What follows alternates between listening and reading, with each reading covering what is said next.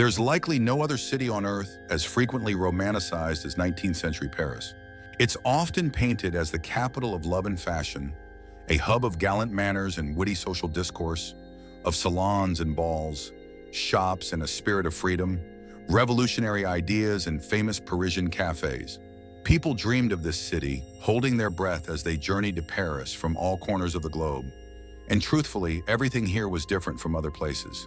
Parisians of all social strata lined up in enormous queues to listen to parliamentary debates and to attend the theater. They were universally literate, with newspaper reading becoming a national pastime. The public flocked to lectures by renowned professors at the Sorbonne. Parisian women sat alone in cafes without their husbands. And everyone, absolutely everyone, was utterly captivated by giraffes. So let's take a stroll together through the Parisian streets, peek into the fashionable arcades, markets, and cafes. We'll see if Parisian women were truly as beautiful as imagined, and discover why, if you had found yourself in Paris during the first half of the 19th century, it would have become the city of your nightmares. We'll also explore why you would never in your life have agreed to marry a Parisian man. A glimpse into real Paris. Before we dive into this journey, I want to share some exciting news for our team. Our new book, Medieval Rus, Cauchy's Kingdom, Folk Beliefs, Witchcraft, and Women's Fate, has just been released. Thousands of books have been written about medieval Europe. But was there a Middle Ages in Rus? How were things with hygiene? What did people eat in royal chambers and simple huts? What did they truly believe in? How did ancient Rus knights differ from epic heroes? How were children raised? Why were there 3 types of marriage, and who lived well in Russes? How did women of different social classes live? This book isn't filled with boring dates like a textbook. It's about what life was really like for our ancestors during that era. Thanks to the publisher, the book features many magnificent reproductions of famous paintings. In short, it makes an excellent gift. You can order it now on marketplaces or the publisher's website. As a reminder, our previous book, Intimate Rus, Sin, Love, and Witchcraft, was ranked among the top 10 best-selling nonfiction books of 2023 by Forbes magazine and won the Flip Reader's Choice Award. I'll leave a link to Medieval Rus, Cauchy's Kingdom, Folk Beliefs, Witchcraft, and Women's Fate in the description. Paris, from illusion to reality. So how do you envision Paris? Probably just as it's depicted in romantic descriptions. But here's how our Denis Fonvizine saw it. Reverently. Yet what did his eyes actually behold? Narrow, dirty streets, shabby houses, and people in tattered clothing?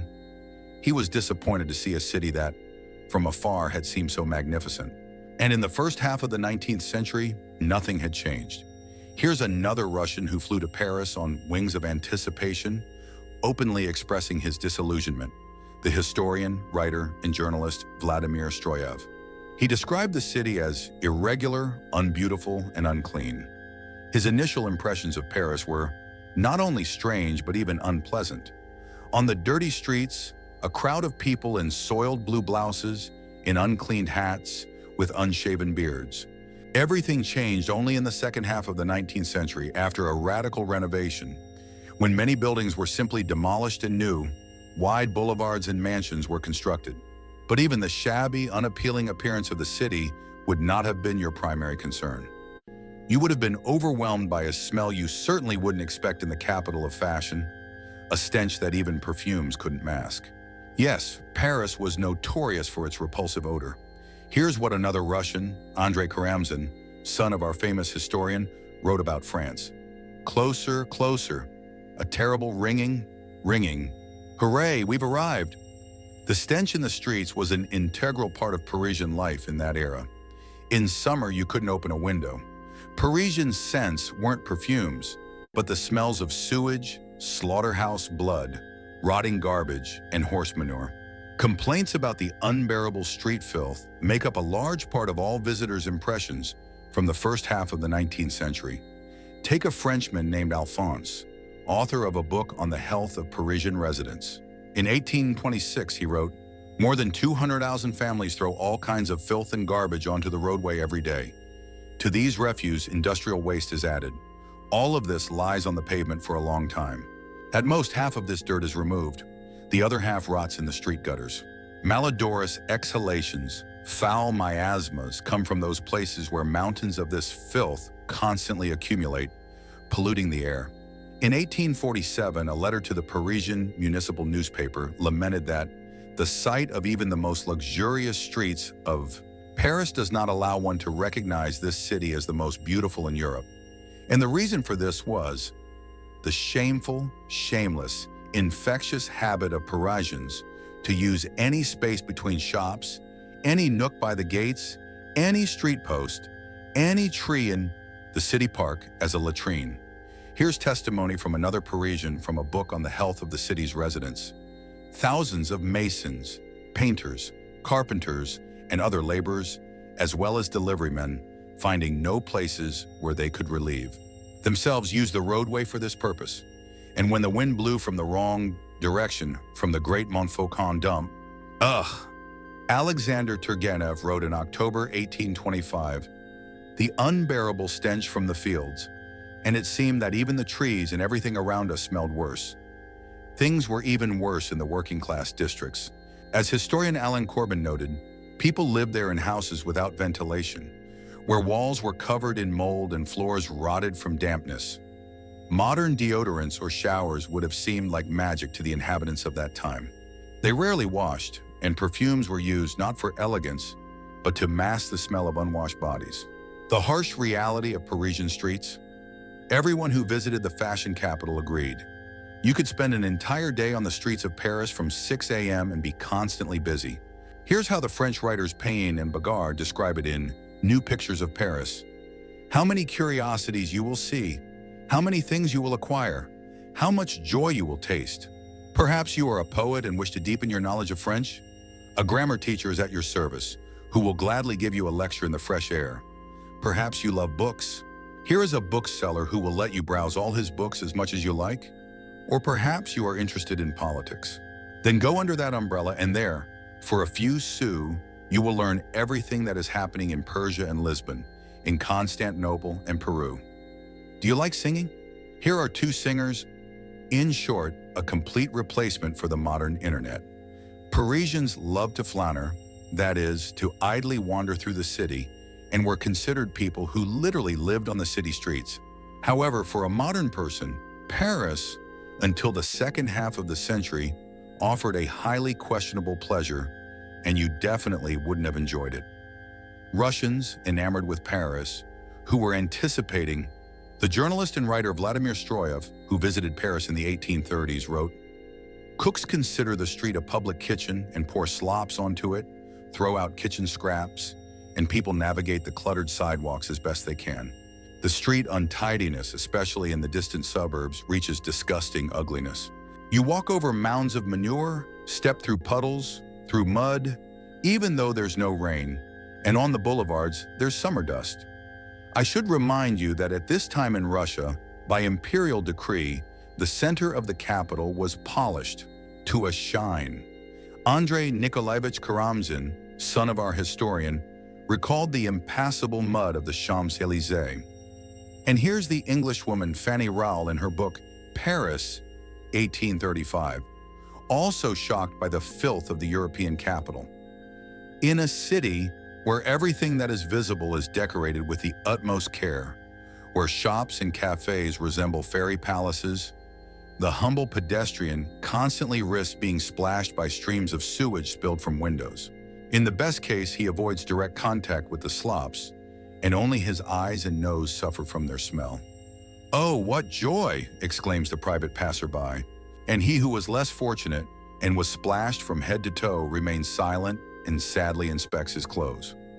A separate scourge for Parisians was the unbearable, poisonous dust from dried sewage, which blinded eyes, stained clothes, and penetrated into apartments. To combat it, whole armies of street washers went out twice a day. They also added to Parisians' problems, as Delphine de Girardin writes. At the same time, they also doused passers-by, either from head to toe or from toe to head. It all depends on how close these unfortunate people come to the washer. If he is close, water gets on their feet, and if far, on their heads. Farewell, patent leather boots.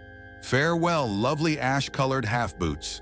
Farewell gray hat, pink bonnet, and white muslin dress with 3 flounces. And do not think that you will be safer in a carriage. Streams of dirty water penetrate there just as easily as anywhere else. The only difference is that once in the carriage, they stay there. You leave home in a carriage and return in a bathtub. And a bathtub pulled by a pair of horses is not the most reliable means of transport. By the way, don't forget to subscribe to my Telegram channel. I post new videos and historical content every day, and right now I'm running a poll. What would you like to see there? Short videos, longer ones, or posts? I'm waiting for your opinion on Telegram. I'll leave the link in the description. Shopping and gastronomy, disappointment and abundance. All right, let's say you were lucky. You weren't doused with the contents of a chamber pot or splashed by a street washer, and you managed to reach the place every 19th century woman wholeheartedly longed for, the famous Parisian shops. It was precisely in Paris on the Quai des Orfèvres that in 1824 the familiar format of a clothing store emerged, the first ready-to-wear shop with the whimsical name, The Beautiful Gardener. Here, for the first time, women could buy clothes of the same style in different sizes. Another fashionable Parisian highlight was the passages, covered arcades housing cafes, luxurious boutiques, confectionaries, establishments of trendy tailors, glovers, hat makers, and shoemakers, and of course, jewelers. Paris boasted over 100 passages, the most fashionable being the Passage des Panoramas. The antithesis of the passage was another Parisian curiosity, paying homage to the Oriental trend, called the bazaar. In essence, these were something like today's shopping malls, located in the most fashionable districts of the city, especially on the boulevards. The most fashionable shops were also found there. Want to see what they sold? The writer and staunch westernizer Pavel Annenkov in 1847 described his adventures in fashionable Parisian shops. At de Villeroy, Passage des Panoramas, I admired a collection of old. I gasped. It was hard to tear my eyes away. And only the price tags, 2,000, 3,000, 4,000 francs, made me, so to speak, come back to my senses. In short, even quite wealthy people couldn't afford to buy anything. Here are the memoirs of the popular Irish writer Lady Morgan, who visited the fashion capital. Her socialite French friends, learning that she didn't own a single shawl of the then peak of fashion, divine cashmere, unanimously advised her to spend all the earnings from her new book, on which, by the way, she planned to buy an estate in England, on such a shawl as soon as possible. After all, cashmere, they convinced her, my dear, is, in essence, also an estate. And indeed, cashmere items could cost as much as 500 francs. Men were, of course, drawn to a different type of shop, watch and optical instrument stores. The same Alexander Turgenev saw all the wonders of Breguet, that is, silver watches for 800, gold ones for 10,000 francs. For 10,000 and for 10,000. I remind you, for 500 francs, you could buy an estate. A pedometer costs 60 francs, he adds. But its inconvenience is that with each step, one must touch the mechanism with a finger. One winding lasts for 10,000 steps. Sounds familiar, doesn't it? Pedometers already existed in the 19th century. At the same time, Fyodor Nikolaevich Glinka recalled in 1814, in Paris, an item loses half its value if it's not bought in a shop considered fashionable. And now consider this. For aristocrats, buying fashionable items in Paris wasn't a whim, but a necessity. Otherwise, you wouldn't be accepted in high society. Such was the dubious pleasure of shopping. Having thoroughly explored the shops and feeling only disheartened, you head off for breakfast at another Parisian landmark, the cafe. But don't forget to buy a bouquet of violets from a lively Parisian flower girl along the way. The American Mitchell wrote, "To visit Paris without visiting a single cafe is like returning from Egypt without having seen the pyramids, or coming back from Jerusalem without having seen the Holy Sepulchre." Another American, Mr. Jet, chimed in, "A traveler can traverse all of Europe, but nowhere will he find anything comparable to Parisian taverns, restaurants, and cafes." The most expensive and fashionable cafes were in the Passage des Panoramas, Café Hardy, and Café Riche. On the Italian boulevard, a very costly pleasure. A cafe was much more than just a place to drink a cup of coffee. You could catch up on the latest news, read newspapers, play chess, in short, soak in all that Parisian flair, and of course, have breakfast. And don't be put off by the word breakfast. Parisian cafe breakfast took place in the middle of the day and included a very hearty meal of several dishes. By the way, such breakfasts were called fourchette, meaning with a fork in hand. Our acquaintance Lady Morgan considered these déjeuner à la fourchette one of the greatest Parisian pleasures. After such a hearty breakfast, fashionable madames and monsieur would go for a stroll and return to have dinner before heading to the opera. Let's call the waiter. Perhaps soup, you ask? No, soup is no longer in fashion, he replies. Instead, he suggests a dozen oysters to start, to whet your appetite. Then a cold meat dish, smoked herring with potatoes. And of course, dessert, magnificent Parisian pastries. You exclaim, how delightful. Don't be too quick to enthuse. Prince Pyotr Vyazemsky wrote from Paris in 1838 about Parisian cuisine. In general, this is a kingdom of gluttony. At every step, you feel like eating something. Yet there's the stench of the street like a tavern latrine and much wandering filth and dirty rags. The prince was referring to the fact that the streets of Paris were always full of vagrants, beggars, thieves, swindlers, and panhandlers. Dangers and social inequality theft flourished here. The Russian guidebook Paris in 14 Days at the beginning of the 19th century explicitly warned that Paris was far less safe than London, and that there you could not only be robbed in broad daylight, but even murdered. In some neighborhoods, a woman unaccompanied by a man couldn't walk 100 paces without being attacked. Add to this the constant shouts of cab drivers. The narrow streets of Paris were filled with carriages, cab drivers, and crowds. Charles Dickens, who visited the city in the 1850s, wrote, "Pedestrians risk being crushed, and ladies in crinolines cling to dirty walls to avoid falling into a puddle." In short, Paris was also one of the most dangerous cities in the world.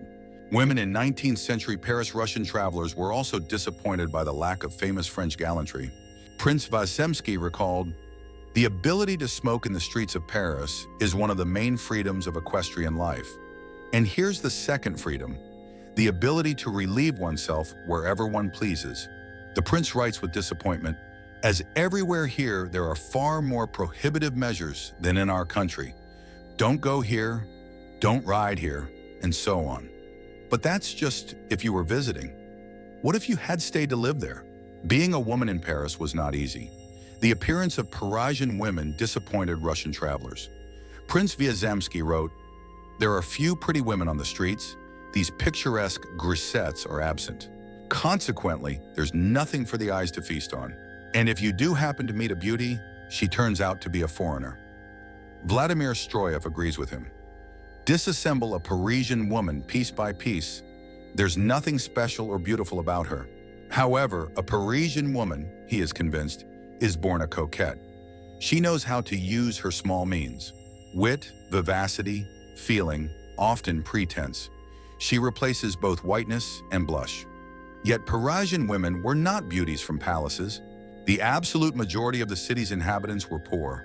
Factory workers toiled 16 hours a day for meager wages, with female workers earning roughly half as much as men. Paris was truly a city of contrasts. Luxurious, gleaming mansions coexisted with slums where large families huddled together in one room. They lived on Ile de la Cité or in the Saint-Marcel district, where life was the hardest.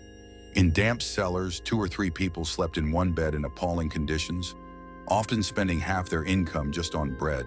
According to Balzac, the Parisian population was a terrifying-looking people. Pale, yellow, emaciated. Seamstresses earned more than unskilled laborers, but they had to work in extremely dangerous conditions. Fluff entering the respiratory tract killed them, hat makers, dyers, along with the human predators. It's worth noting that all visitors to Paris were struck by the astonishing independence of French women of all classes. Foreigners were amazed to see women entering restaurants or cafes in Paris without a male companion. Moreover, they often chose occupations that in other countries, such as Russia, were considered unfeminine. Vladimir Stroyev describes Parisian women. "Women here take on men's jobs. They light street lamps, open boxes in theaters instead of our young ushers. Ripon was utterly astonished by women working in slaughterhouses. However, the French themselves believed that this freedom of occupational choice for French women arose because many men had died during the Napoleonic Wars. Yet the law offered almost no protection for women. Sexual harassment at work was considered the norm. A pregnant worker would find herself on the street. Even in the high society, women's rights were reduced to the role of salon adornment.